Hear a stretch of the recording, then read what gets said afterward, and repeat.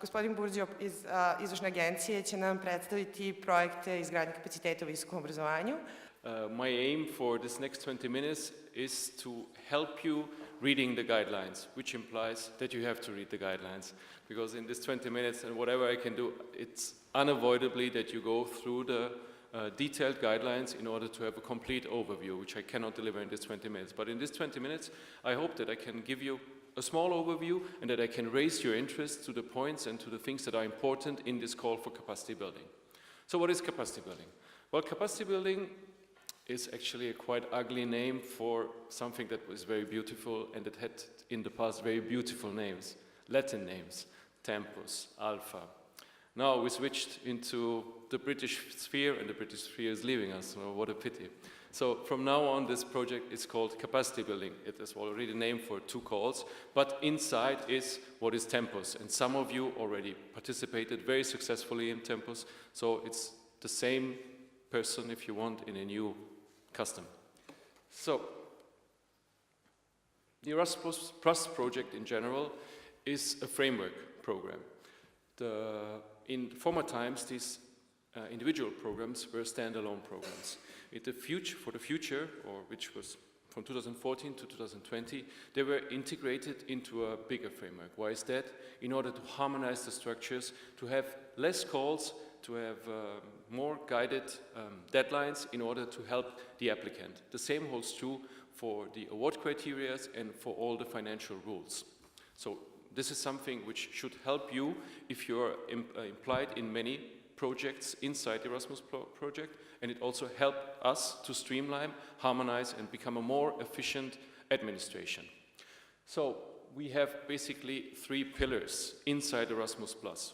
With pillar 1, which is here a pyramid, we are addressing policy reforms. Pillar 2 is dedicated to institutions, and pillar 3 is dedicated to individuals. So where is capacity building? Here. It's hiding in pillar 2 in the cooperation projects. Inside capacity building, and that holds true again for the whole Erazmus Plus program, the Commission decided to split the world in 2. We have the program countries and we have the eligible partner countries. And the eligible partner countries are regrouped into regional groups. Here we have region 1, Western Balkans, already a very good start. You are in the number 1 field inside the Western Balkans, which is an eligible partner. Important to notice is that there are several groups of countries which are ineligible and several groups of countries where it's needed to have more than 1 partner. This is, for example, in Latin America. There you cannot just have 1 partner country, and the same holds true for Russia. Russia alone cannot be a coordinator, but can only be a partner. I'm mentioning that and I'm going into more details with the examples, but just that you know already, there are bits and pieces of information which are a little bit different, so there is no general rule.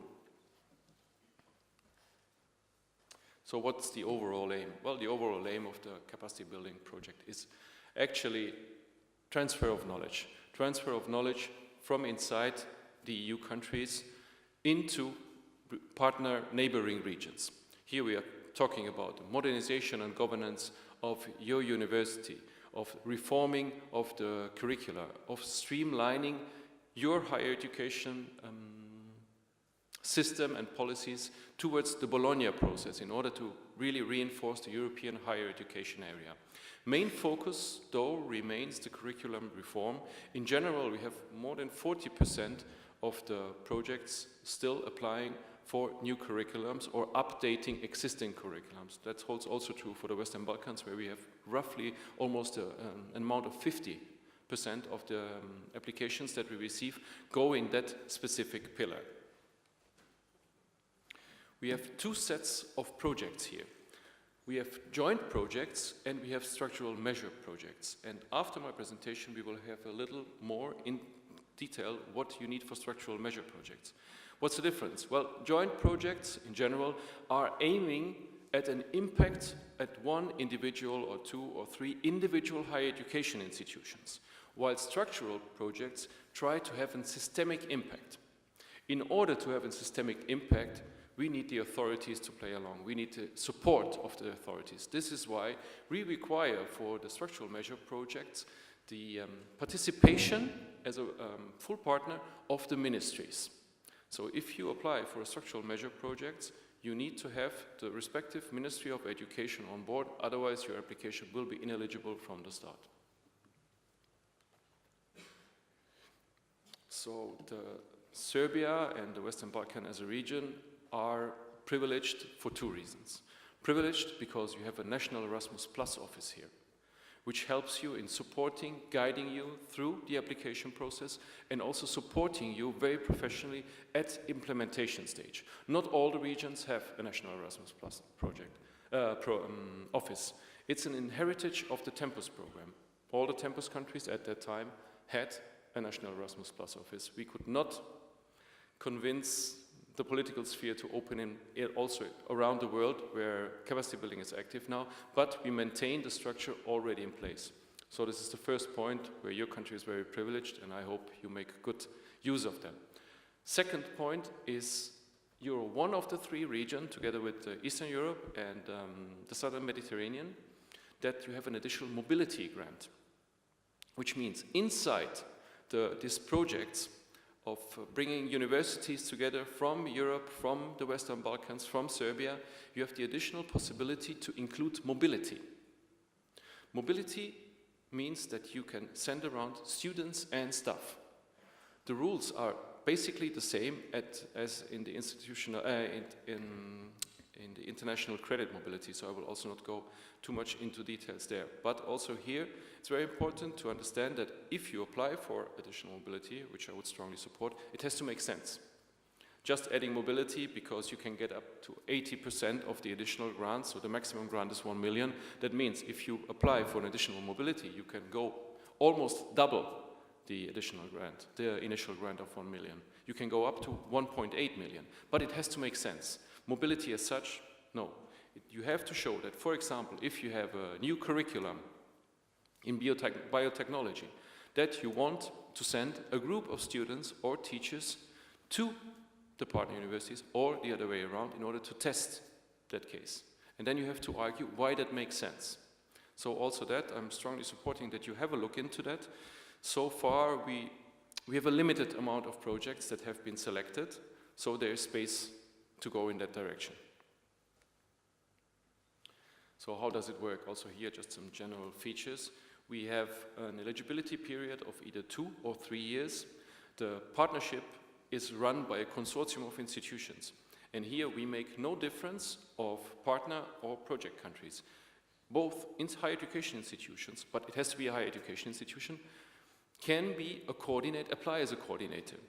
So this has been also very successful implemented in Serbia.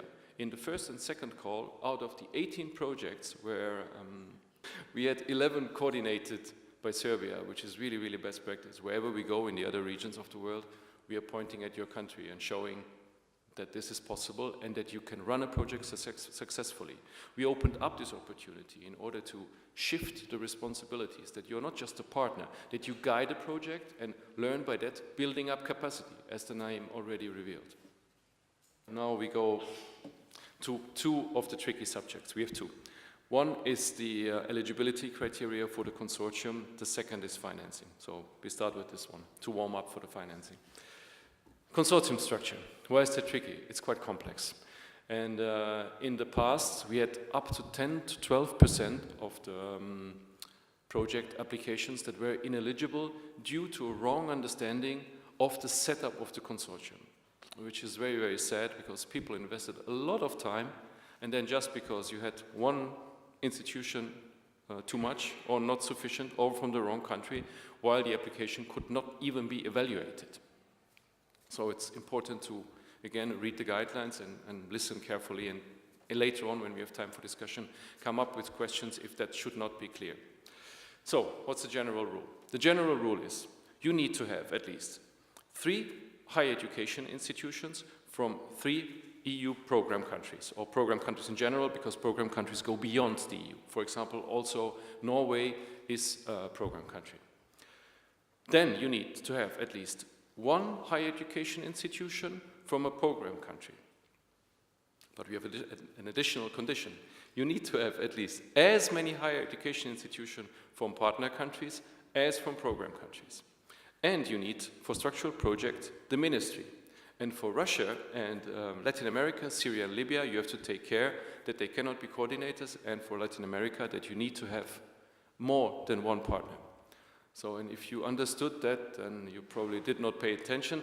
This is why we go a little bit through examples, colorful with flags, to show you, to make the notion a little bit more understandable. So, this is clearly a very simple setup of a structure and clearly eligible. Why is that? We have 3 higher education institutions from 3 different program countries. We have at least one higher education institution from a partner country, in this case South Africa. And we have as many higher education institutions from program and partner countries eligible through. Next one. Looks exactly the same, no, just the flag changed, but this one is ineligible. Why is that? Because it's Uruguay, a country from Latin America. And in Latin America, we need to have at least 2 countries inside the consortium. Otherwise, the project will fail. We have this different kind of rules because we are actually spending money of different people. We don't have, as executive agency, our own budget. We get this budget from several other general directories, kind of ministries. This one comes from the General Directorate of Development and Cooperation. And they give us the money with a condition. And the people responsible for Latin America tell us, listen, for Latin America, we consider it important that you have at least 2 countries available. I'm telling you that, you think, well, what do we care? We are in Serbia here, far away from Latin America. But you might receive invitations to participate in these kind of projects. And we try to bring you a little on board to help us and the coordinators to look at the conditions as well. If you receive an application from Uruguay, from the University of Montevideo, and tell them, but fellas, here you need an additional country from Latin America, otherwise this project failed. We are not investing time in that. Okay, and here we have a multi-country project inside the same region. So we have 2 sets of multi-country projects inside the same region and cross-regional. I tell you in a second why this is important and why it's different. Here we also have an eligible setup. We have the 3 higher education institutions from 3 partner countries. As you can see, also Turkey is a program country, because it also helps financially for the project. And we have 2 partner countries with at least 2 higher education institutions and even more higher education institutions than in the program countries eligible. Here we are going across the region. Albania and Serbia, both part of Western Balkans. Here we have a connection of the Eastern Partnership, which is a region as such inside the structure of the guidelines. And we have Kazakhstan, Central Asia, 2 regions. What is important here to think about? Here it's important to think about the priorities. That holds true for all the projects. Even the most simple national projects has to follow or has to address the priorities that have been agreed together with the Commission and your ministries. If you don't, you can have a great project for university, very good, for your students, very good, but if it does not address the specific priorities, your project cannot be selected. And the same holds true, even more important, if you have projects from different regions. Then you really have to look, if you have, for example, a project in teacher training, then you have to see that teacher training is a priority in Serbia, which is the case, but it is also a priority in Kazakhstan. Only then you can come up with a common project.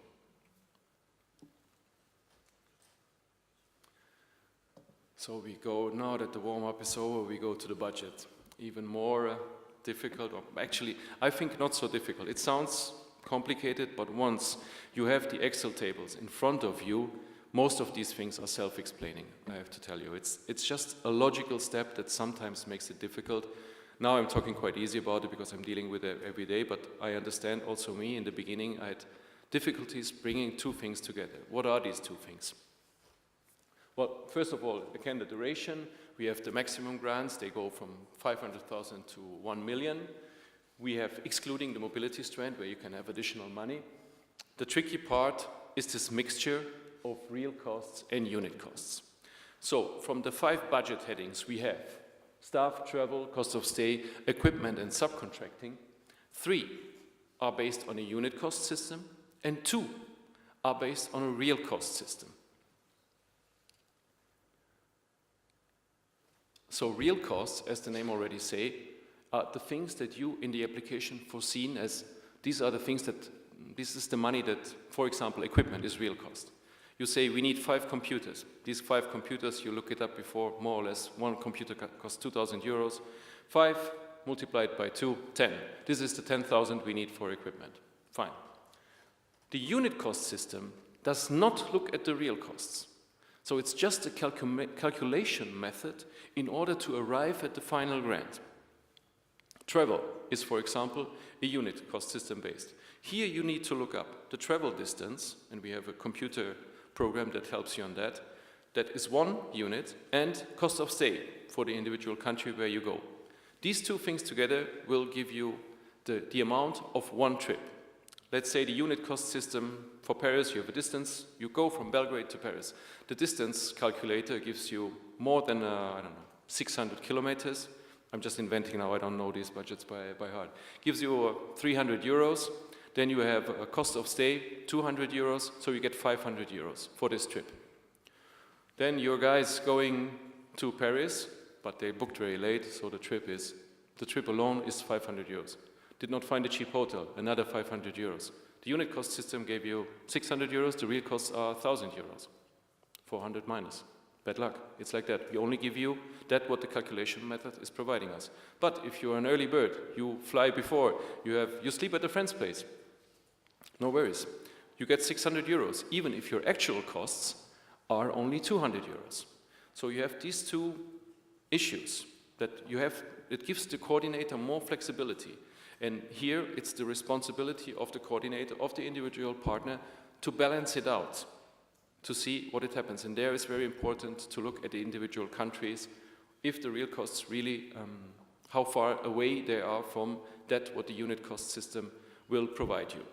So you really have to distinguish. This has nothing to do with the real costs. The positive part is it gives you flexibility. Another positive part is you are not obliged to provide us with proof of the real costs. What we need is a proof that the event in Paris, a conference connected to your project and approved by the coordinator already foreseen in the application, actually happened.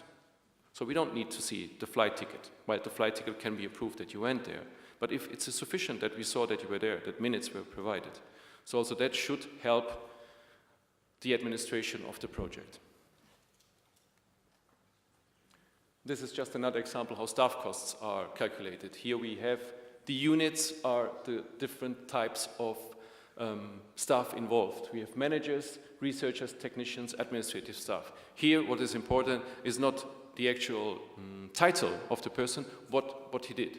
If a researcher worked in the project as a manager, he has to count the amounts in the unit cost system per manager, not for researcher, and the other way around. Okay. Now we go again into a little bit softer areas, the award criteria. The award criteria are the same for all the Erasmus Plus programs, and also here in a capacity building, we are using the 4. 1 is relevance, the other one is quality of design, 3 is the quality of the team, and 4 is impact and sustainability. The only margin of maneuver we have is shifting a little bit the weight of the individual award criterion. So here you can see relevance and quality of design gives you each 30 points. So we give this a little bit more importance at application stage. Then we have quality of team and impact and sustainability. You see only 20%, a little bit misleading because now more than ever we are looking at the impact and the sustainability of the project. And we have foreseen quite drastic measure in terms of consequences if this has not been fulfilled. You know, this is not only the impact on sustainability as such, but the overall, what promised needs to be fulfilled. If not, we have monitoring visits, we have interim reports, we have the possibility to amend the contract. If you see, you cannot, let's say this, the famous exam, Master of Biotechnology, in the end you realize we cannot do it because the accreditation process does not allow us, because the partner just does not come up with the necessary requirements.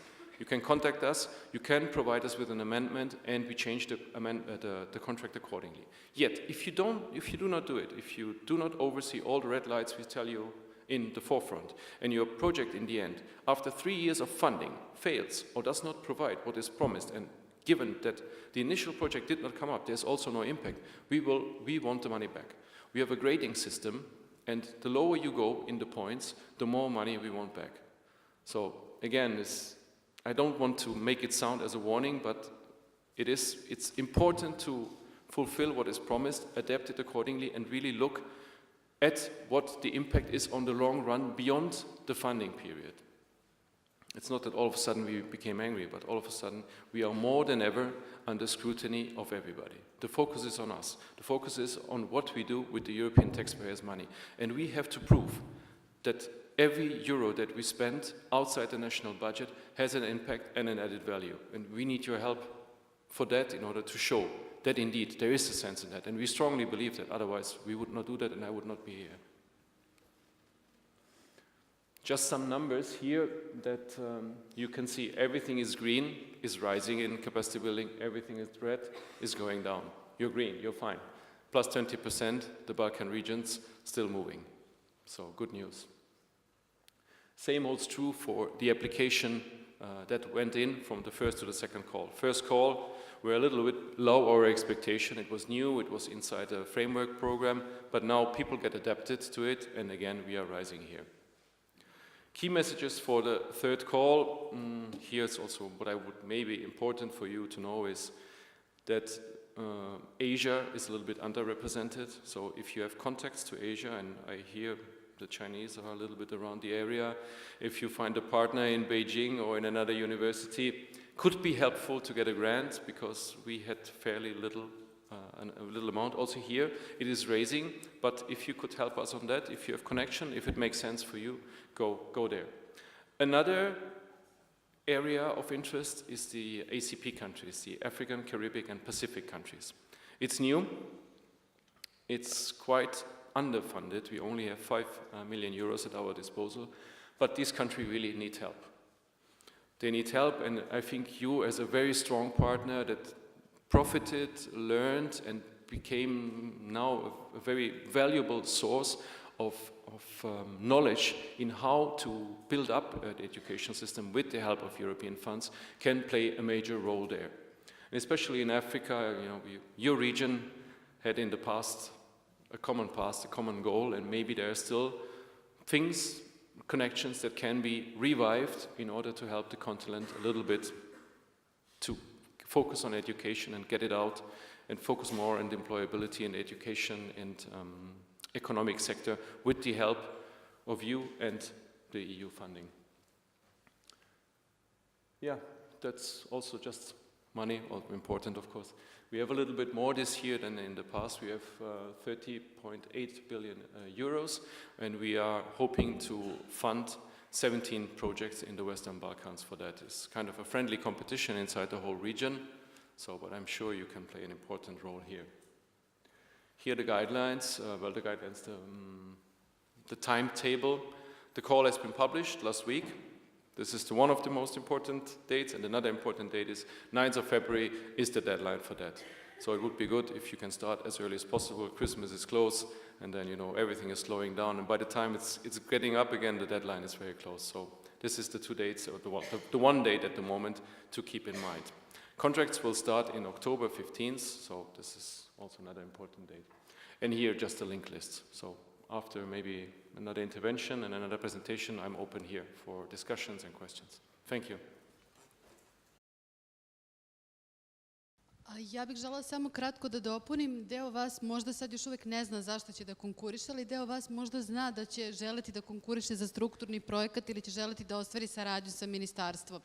Tradicija je ista kao i prethodne godine. Ministarstvo očekuje one iste informacije, spisak akcija iz akcionog plana, koja je vaša tema cilja, zatim šta bi bila uloga ministarstva, naravno koja je u skladu sa inače ulogom ministarstva prema zakonu o vladi i njihovim nadležnostima, što znači nije učešće u studijskom programu, ali jeste bilo što je vezano za unapređenje obrazovanja kao takvog. Nadalje, kakav je budžet, šta očekujete od njih i neke elementarne informacije kao apstrakt projekta ili bilo šta što može da stane na jednu stranu sa partnerima. Te informacije su im za donošenje njihove odluke potrebne do 15. decembra. Šalju se kao i ranijih godina na mail razvoj@mpn.gov.rs i naše kancelarije u kopiji. Mi ćemo naravno tu informaciju, pošto smo svesni toga da je sad to malo previše, staviti zajedno sa prezentacijama sa ovog informativnog dana na naš sajt i poslaćemo i na mailing liste.